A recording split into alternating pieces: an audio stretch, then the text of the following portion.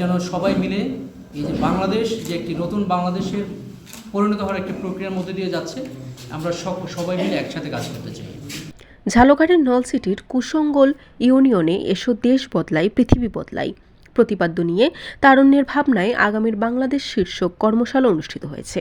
বৃহস্পতিবার বিকাল 4:30টায় ইউনিয়ন পরিষদ মিলনায়তনে অনুষ্ঠিত কর্মশালা পরবর্তী আলোচনা সভায় প্রধান অতিথি হিসেবে যোগ দেন উপজেলা নির্বাহী অফিসার মোহাম্মদ নজরুল ইসলাম। কুশঙ্গল ইউনিয়ন পরিষদ প্যানেল চেয়ারম্যান মোহাম্মদ আইয়ুব আলী হাওলাদারের সভাপতিত্বে এতে আলোচক হিসেবে বক্তৃতা রাখেন উপজেলা পল্লী উন্নয়ন কর্মকর্তা ওবায়দুল ইসলাম, যুব সংগঠক মোহাম্মদ রেজাউল করিম, শিক্ষার্থী প্রতিনিধি মেহরাব হোসেন রিফাত, আবু মুসা, ছাত্রদল নেতা হৃদয় জোহান, বিভিন্ন স্কুলের শিক্ষার্থীরা সহ বিভিন্ন রাজনৈতিক দলের স্থানীয় নেতৃবৃন্দ।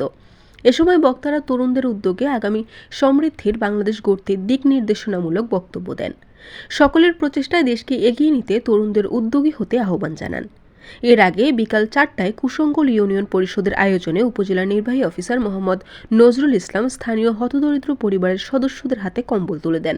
এছাড়াও টিসিবি উপকারভোগী পরিবারের সদস্যদের হাতে স্মার্ট ফ্যামিলি কার্ড বিতরণ কার্যক্রমের উদ্বোধন করেন ইউএনও।